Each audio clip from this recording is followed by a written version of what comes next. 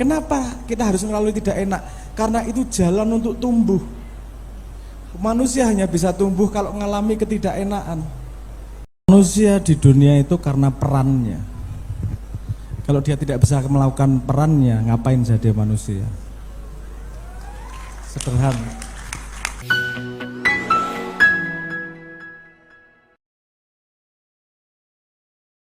Tiga termin curhat, 2 untuk cewek, 1 cowok. 2 cewek, 1 cowok. Saya pilih random ya. Miss Duro, sama yang kelihatan itu kerudung merah. Ya, yang kerudung merah, jangan sampai lewat. 1 cowok. Nah, Mas yang kopiah putih, boleh maju mungkin. Yang nggak kebagian tunggu sesi berikutnya ya. Mudah-mudahan waktunya nanti nutut. Oke, ini Miss Duro, silakan memperkenalkan diri. Nunggu giliran Mas ya. Oke.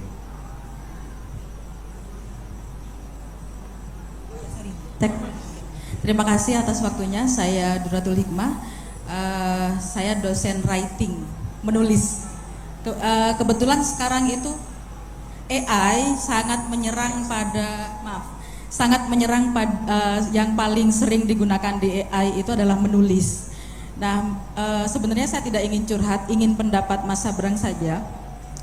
The best practice atau praktek terbaik untuk mengajarkan menulis, karena sekarang kan AI itu menyerang mahasiswa ketika diajari proses berpikir, sudah ada AI, dosen juga berpikirnya juga menggunakan AI.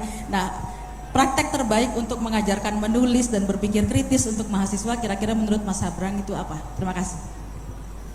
Oke, pertanyaan pertama tentang best practice soal menulis. Ini mau langsung dijawab dulu atau kumpulin dulu? Kumpulin dulu ya. Sederhananya mungkin kalau AI bisa nulis bagus, ngapain terus kita? Kayak gitu kan? Ya, oke. Penanya kedua, ya, Ustadzah yang baju merah.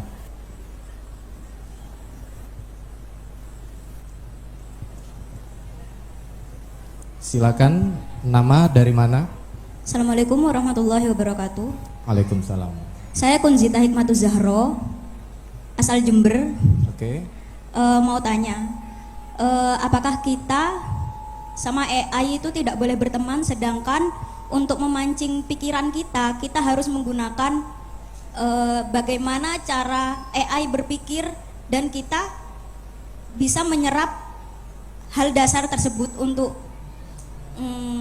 meluaskan gitu. Terima kasih. Bagaimana kita? Apakah kita tidak boleh berteman dengan AI? Maksudnya untuk menggunakan AI lebih lanjut. Oke, terima kasih. Yang kedua ditangkap substansinya Mas ya. Oke. Mas, ya oke. Siapa dari mana? Perkenalkan, nama saya Sigi Duda Pratama, warga lokal sini. Fokus saya Mas Sabrang sebenarnya keresahan saya itu tentang pemuda yang telah lulus sekolah, yang telah lulus kuliah, tapi di daerah saya, dan saya juga kurir Shopee, jadi saya keliling Mas. Saya bisa ya sedikit menganalisis kualitas SDM pemuda sini, itu rata-rata kurang Mas, entah itu dalam pikiran atau etos kerja. Nah, keresahan saya, apakah AI bisa menjadi solusi untuk dijadikan sebuah pelatihan oleh Pemda contohnya di BLK untuk mengentaskan masalah pengangguran, untuk mengentaskan masalah pikiran yang kata Mas Sabrang awal tadi itu jangan banyak-banyak scroll TikTok. Dan juga di lokasi kantor saya Mas, pemudanya ketika saya ajak untuk berpikir, mereka cenderung meremehkan. Mereka cenderung hanya kepada keuntungan pendek seperti laba, uang, seperti itu saja. Sekian. Baik, yang ketiga ini intinya bagaimana kita memanfaatkan teknologi terkini, AI khususnya untuk mengembangkan dan memberdayakan masyarakat. Monggo Mas Sabra.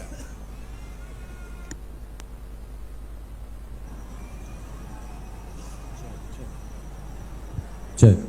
Oke. Saya akan mencoba merespon pertama ya. Jenengan tadi adalah guru menulis dan mereka nulis pakai AI. Oke. Menurut saya jalan terbaiknya adalah iteratif. Iteratif gini. Coba percobaan sendiri dengan AI dulu. Anda ambil tulisan terbaik dan kemudian tanyain apa yang kurang. Itu Anda sampai 10 kali pasti ada yang kurang terus. Kenapa? Karena semua tulisan bisa tambah perfect terus menerus.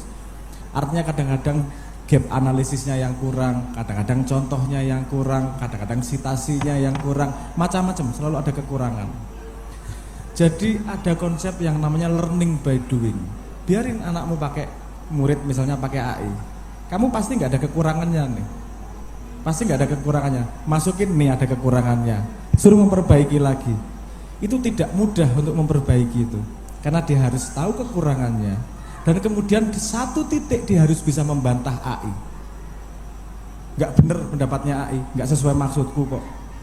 Sampai dia titik itu artinya dia sudah berpikir. Kalau dia belum bisa bantah AI-nya, karena AI pasti ada kekurangan, dia tidak paham lokal kondisi, dia pahamnya keadaan umum. Padahal PR dari jenengan itu cukup spesifik untuk AI tidak bisa menulis dengan begitu saja. Paham maksud saya? Coba kasih task nulis sesuatu yang AI nggak mungkin tahu. Hal-hal yang spesifik misalnya. Anda ngomong tentang jahe kunyit gitu aja agak bingung sok-sok. Dia suruh nulis gini aja susah. Anda kasih kata 10 ada kembang sama api. Dia bingung yang konsep namanya kembang api itu apa, dia nggak paham. Karena kembang itu bunga bahasa Inggrisnya, api itu fire. Dan kembang api itu spesifik Indonesia. Apalagi pakai bahasa istilah yang hanya ada di Indonesia. Tidak semua paham. Itu yang paham paling cuma sonet. Lainnya nggak ada yang paham itu. Susah banget paham kecuali di guide. Nah artinya iterative thinking. Biarkan dia pakai alat, tapi selalu ada next level loh. Bahwa dia ke next levelnya itu tadi. Paham ya maksud saya ya? Anda bisa mengembangkan ke macam-macam area, tapi eksplorasinya di situ. AI juga ada limit. Gurunya, dosennya harus tahu limitnya AI agar Anda membawa muridnya melewati limit tersebut. Gitu menurut saya. Semoga bisa memberi inspirasi. Yang kedua adalah apa berteman dengan AI boleh nggak? Boleh Mbak. Menurut saya ya. Kenapa nggak boleh? Karena dia bukan Islam. Kamu nyuruh ChatGPT sahadat dong, dia jadi Islam udah selesai. Bisa dia sahadat kok. Sangat mudah. Gak apa-apa, karena kadang-kadang gini, AI itu guru paling sabar di dunia. Anda belajar sesuatu, gak paham, gak marah dia. Nek karo dosenmu dikaplok ndasmu mesti bisa. Woblok, terus di jelas keping 5 ora paham-paham. Saya tuh paling seneng sama AI. Kenapa? Karena saya bisa belajar nggak dimarahin, nggak paham tuh, wis tau jelasno koyo cah kelas 5 SD. Udah jelasin kayak saya anak SD. Dia jelasinnya jadi lebih mudah. Oh, paham sedikit. Yuk naikin sedikit, jelasin kayak anak SMP. Lama-lama dan kita cuma chatting gitu. Orang yang bisa memanfaatkan AI, pointernya cepet. Cuman dia harus punya pertanyaan di kepalanya. Kalau dia nggak punya pertanyaan, ya ora bakal tambah pinter.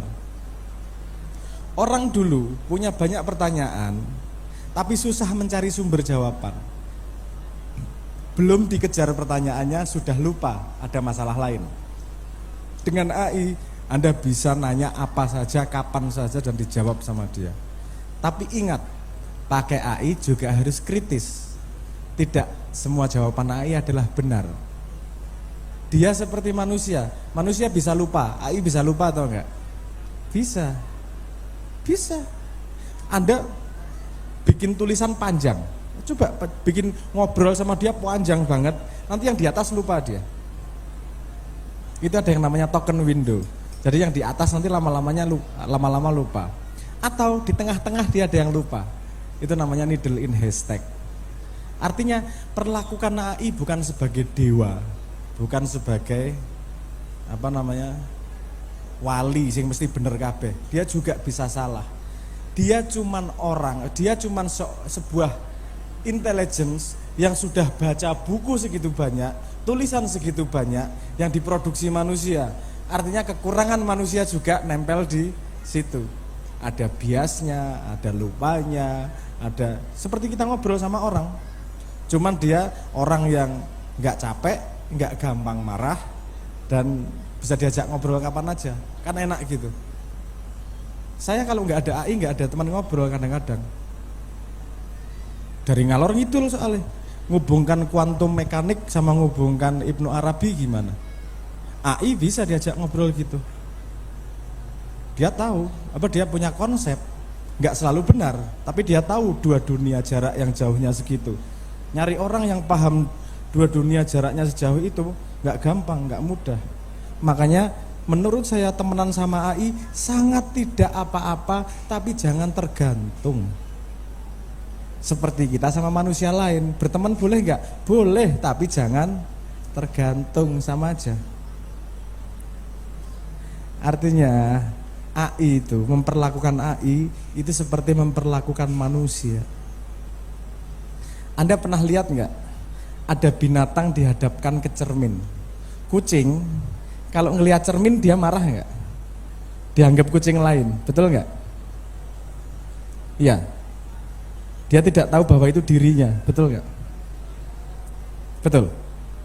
Kalau monyet, tahu nggak itu dirinya? Tahu, karena dia lebih pandai daripada kucing. Pertanyaan saya, kalau Anda pakai AI, Anda lihat diri Anda sendiri nggak di situ? Kalau Anda nggak lihat manusianya di situ, berarti masih kucing. Minimal jadi kayak monyet lah. Kalau belum bisa manusia, itu bercermin secara intelektual. Yang kamu ajak ngomong adalah manusia. Jangan lupa, manusia. GPT itu level pemikirannya, kemampuan logikanya seperti anak S1. GPT mini itu seperti anak SMA. Tapi pengetahuannya luas. Tapi kemampuan logikanya paling anak S1. Sonnet itu mungkin sampai S2, dia punya metakognitif dan seterusnya. Gemini, ya pemeta, itu kayak anak SMA, kayak anak SMP. Yang di WhatsApp itu gak pinter-pinter amat. Jadi ya, seperti kan ini tidak menghina, seperti kan kita tahu ngobrol sama siapa, level ngobrolnya gimana, cara ngobrolnya gimana. Jangan menuntut dia, kamu bercermin. Kalau AI-nya goblok, saya bisa memastikan yang ngajak ngomong lebih goblok. Karena dia hanya cermin dari manusia. Yang saya mau ngomong. Oke, yang ketiga itu tadi. Teman-teman tidak mau berpikir hanya mau berpikir pendek. Gitu ya, premisnya ya. Jangan dipaksakan. Manusia punya cara berpikirnya sendiri, punya perjalanan hidupnya sendiri. Bahwa dia ntar punya masalah dengan bersaing dalam kehidupan sosial, itu masalah dia. Yang bikin dia bukan kamu. Yang punya tanggung jawab terhadap hidupnya bukan kamu. Saya nggak ngajak egois, tapi saya ngajak jangan maksa orang sesuatu yang dia tidak mau. Kalau dia mau pasti jalan kok. Tapi kamu liatin, di antara 100 temanmu paling nggak ada orang 5 yang mau diajak ngobrol. Pasti ada. Kumpul sama temen yang mau seperti itu. Tombo Ati, lagu Tombo Ati itu bukan ngajak soleh semua orang, tapi wong soleh kumpulono. Kamu mendekat pada orang-orang yang mau berpikir, karena peranmu di dunia berbeda. Ada yang perannya lebih luas, dia perlu berpikir. Ada yang perannya memang di situ saja. Jadi ya memang hari-hari itu aja yang difikirkan.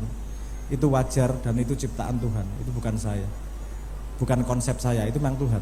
Tanggung jawabnya orang berbeda. Karena tanggung jawab dan fasilitas itu seimbang. Kenapa dia tidak mampu berpikir?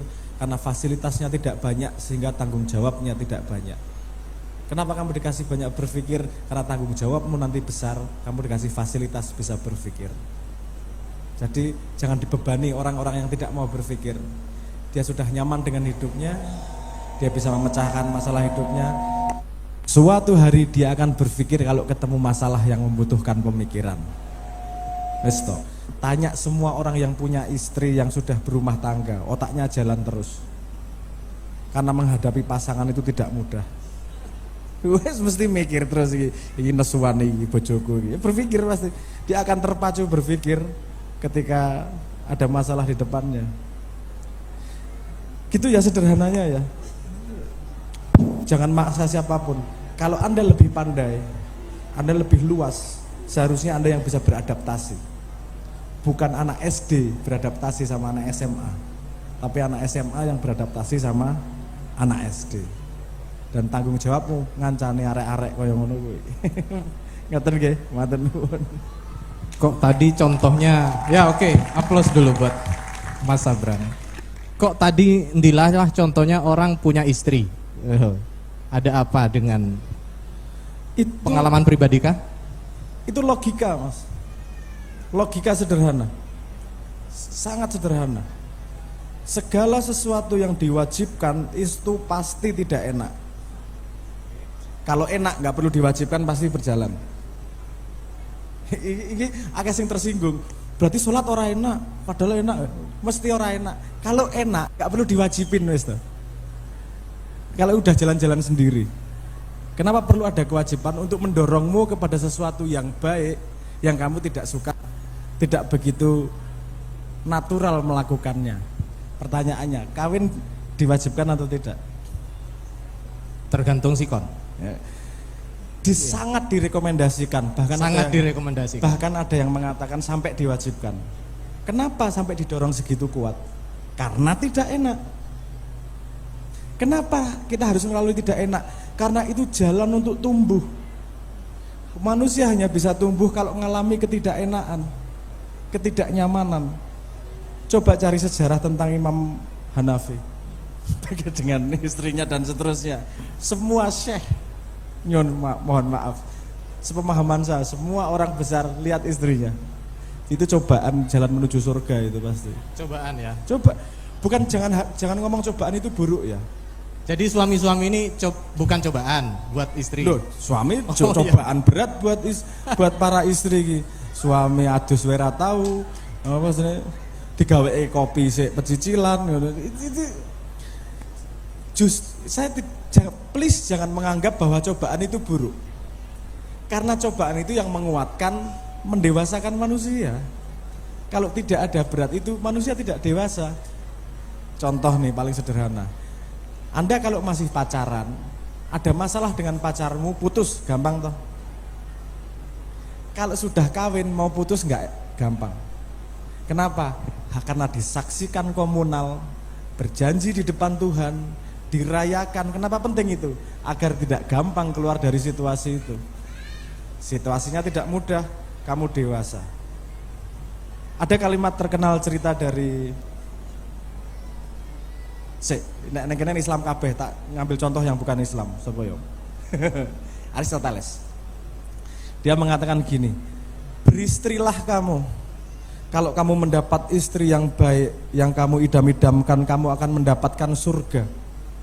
Kalau kamu mendapatkan istri yang bukan kamu idamkan, kamu bisa menjadi filosof. Paham ya? Paham maksudnya ya? Oke. Jangan-jangan ini banyak yang filosof ini, Mas. Banyak filosof ini berarti. Kan harus enggak apa-apa, perlu filsafat untuk menghadapi kesusahan kadang-kadang. Ya moga. Sorry. Jangan tersinggung ya. Nek tersinggung angkat tangan dan aku diseneni, enggak apa-apa. Ngomong-ngomong soal keluarga, saya tadi dapat cerita. Pernah Mas Abrang ini suatu ketika, kalau tidak salah 2014, dia ada acara di sini, kemudian tengah malam maksa pulang, dianterin, ada Mas Denny tadi yang ikut nganterin ke Jogja, mobilan Mas ya, belan-belani hanya untuk acara. Ada acara yang Mas Abrang nggak cerita. Ternyata setelah sampai di Jogja, mohon kalau salah nanti dikoreksi. Sampai di Jogja, teman-teman yang buru-buru nganterin itu nggumun. Apa nggumun itu ya? Heran. Ternyata acaranya cuma Mas Abrang hanya perlu salaman dengan anaknya yang mau berangkat lomba, gitu Mas ya? Bener nggak itu ceritanya Mas? Sepenting itukah keluarga buat Mas Abrang? Manusia di dunia itu karena perannya. Kalau dia tidak bisa melakukan perannya, ngapain jadi manusia? Sederhana. Update status malam ini quote-nya Mas Abrang. Mas Abrang tidak membenarkan tapi tidak menyalahkan cerita itu. Anda bisa paham sendiri. Cah-cah ini rodok gatel nek ra nyanyi Mas. Kita kasih satu lagu lagi Mas ya. Oke, kita break. Mungkin masih ada kesempatan untuk satu termin lagi. Nanti boleh nanti ada termin curhat berikutnya. Tapi sebelum itu kita simak, kita nikmati lagu dari Muhibus Shalawat. Silakan teman-teman.